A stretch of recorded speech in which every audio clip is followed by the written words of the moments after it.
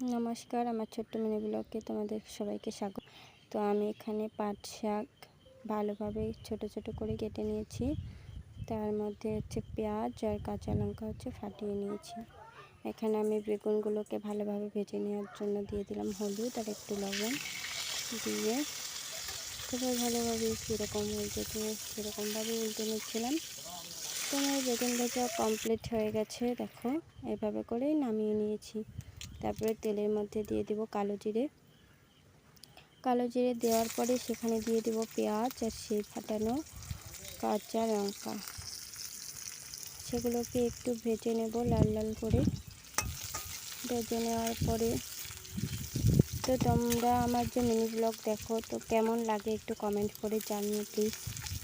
আমি পারি না, যেভাবে বানাই আমি সবটা নিজের উপরেই। তো তার উপরে দিয়ে দিলাম পাট শাকগুলোকে। পাট শাক বেশি ভাজবে না, বেশি ভাজলে না তেতো হয়ে যায়। তো দিয়ে দিলাম একটু লবণ আর একটু হলুদ দিয়ে একটু নেড়ে চেড়ে নেওয়ার পরেই জল দিয়ে দিব। বেশি ভাজলে কিন্তু তেতো হয়ে যাবে, আমি বারবার করে বলছি। পাট শাক বেশি ভাজা না। আমি অন্য একটা কড়াইয়ের মধ্যে আমি ওই মাছগুলো দিয়ে দিলাম ভাজার জন্য। তো মাছগুলো খুব ছোট ছোট, তো এগুলো দিয়ে শাকের ঝোলটা খুব ভালো লাগে খেতে। তো মাছগুলোকেও ভালোভাবে ভেজে নিচ্ছি। এগুলো হচ্ছে শুটকি মাছ। তো বাড়ির মধ্যে সেরকম মাছ কোনো ছিল না, তো শুটকি মাছ ছিল। শুটকি মাছ দিয়েই পাট শাকের ঝোল শাকটা বানালাম।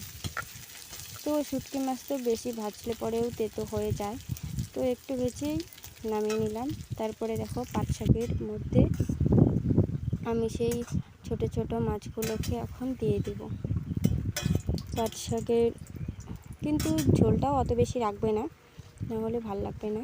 একটু একটু ঝোল রাখবে, ওটা ভাল লাগে। তো মাছগুলো আমি দিয়ে দিলাম।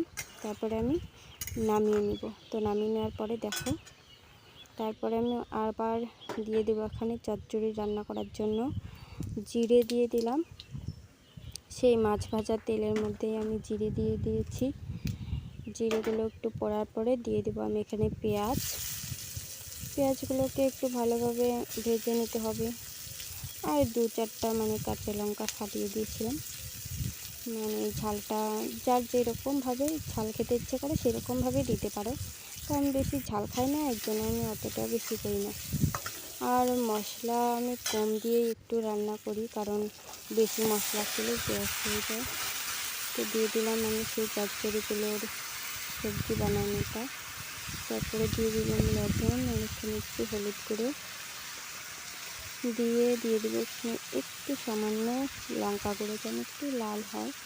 তো দেখো, এক হাত দিয়ে ভিডিও করা কিন্তু অনেক কষ্টের।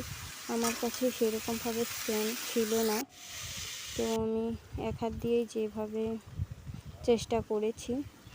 তোমরা প্লিজ একটু মানিয়ে নিয়ে দেখো। তো দিয়ে দিলাম এখানে ধনে গুঁড়ো দিয়ে আর একটু মাছ দিয়ে দিয়েছি। তো এখানে দিয়ে নাড়াচাড়া করে নিয়ে ভালোভাবে, তো দেখো এটাকে নামিয়ে নিলাম। কেমন লাগলে বলো।